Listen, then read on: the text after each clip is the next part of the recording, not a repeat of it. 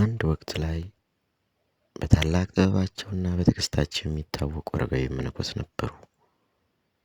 ታዲያ አንድ ቀን አንድ በጣም ተናዳጅና በሕይወት የተማረረ ወጣት ወደ እሳቸው መጥቶ እንዲህ አላቸው።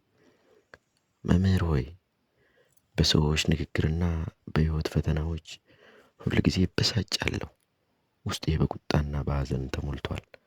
እባክዎን ሰላም የማገኝበትን ጥበብ ያስተምሩኝ አላቸው።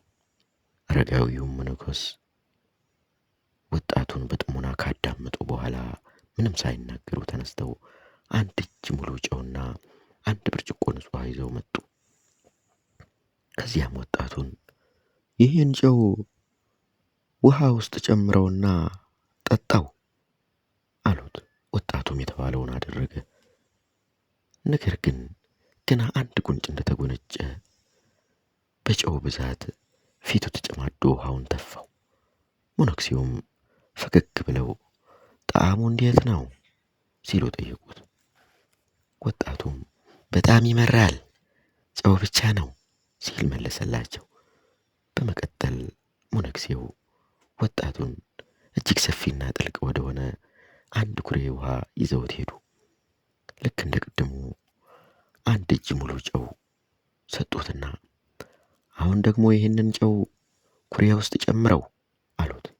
ወጣቱም ጨውን ኩሬ ውስጥ ጨምረው፣ ከዚያም መነኩሴው አሁን ከዚህ ኩሬ ውሃ ቀድተህ ጠጣ አሉት።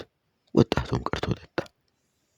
መነኩሴውም አሁንስ ጨውነቱ ይታወቃል፣ ጣዕሙስ እንዴት ነው አሉት። ወጣቱም በጣም ደስ የሚልና የሚያረካ ንጹሕ ውሃ ነው፣ የጨው ጣዕም ጨርሶ አይሰማም ሲል መለሰ። በዚህን ጊዜ መነኩሴው ወጣቱን አጠገባቸው አስቀምጠው በትከሻው ላይ እጃቸውን ጭነው እንዲህ አሉት። ልጄ ሆይ፣ በሕይወትህ የሚያጋጥሙ ፈተናዎች፣ የሰዎች ክፉ ንግግርና ክህደት ልክ እንደዚህ ጨው ናቸው። መጠናቸው ሁል ጊዜ ያው አንድ አይነት ነው። ነገር ግን በሕይወትህ የምታገኘው የመራርነት መጠን የሚወሰነው ጨው በሚያርፍበት ልብህ ስፋት ላይ ነው። ውስጥህ እንደ ብርጭቆ ጠባብ ከሆነ ጥቂት የሰዎች ትችትና ጥቃቅን ፈተናዎች ሕይወትህን ሙሉ በሙሉ ያመሩታል። ነገር ግን ልብህንና አመለካከትህን እንደዚህ ኩሬ ሰፊና ጥልቅ ካደረግከው ማንም ሰው የሚያወራው የሚወረውረው የክፋት ጨው ያንተን ውስጣዊ ሰላም ሊያጠፋው አይችልም። ስለዚህ ብልህ መሆን ካለብህ ፈተናዎቹ እንዳይኖሩ መጸለይ ሳይሆን አንተ ራስህ ትልቅ ኩሬ ለመሆን መጣር ነው ያለብህ።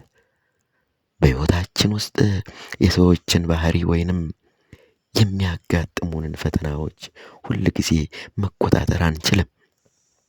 አመለካከታችንንና ትዕግስታችንን ባሰፋን ቁጥር ግን የትኛውም ውጫዊ ረብሻ ውስጣዊ ሰላማችንን ሊያናጋው አይችልም ብለው መከሩት።